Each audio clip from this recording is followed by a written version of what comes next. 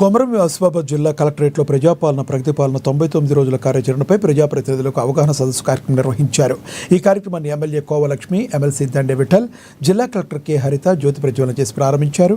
ప్రతిపక్షంలో ఉన్న ప్రజల సంక్షేమమే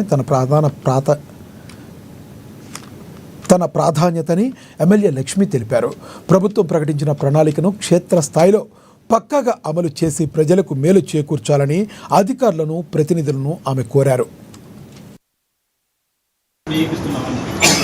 ఇప్పుడు అదే మేము చెప్తున్నాం ఏమంటే ఏవైతే రిపేర్స్ ఉన్నాయో మీకు వచ్చిన ఫండ్ నుంచి ఫస్ట్ మీరు వేరే దానికి ఏం పెట్టకుండా ఫస్ట్ వాటర్ సప్లై అయితే చూడండి.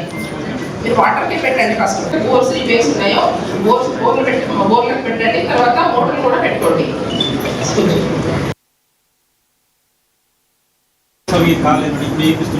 ఫస్ట్ వాటర్ సప్లై అయితే చూడండి. మీరు వాటర్కి పెట్టండి ఫస్ట్. ఎందుకంటే వాటర్ లేకుంటే చాలా ఇబ్బందికరమైన పరిస్థితి ఉంటుంది కాబట్టి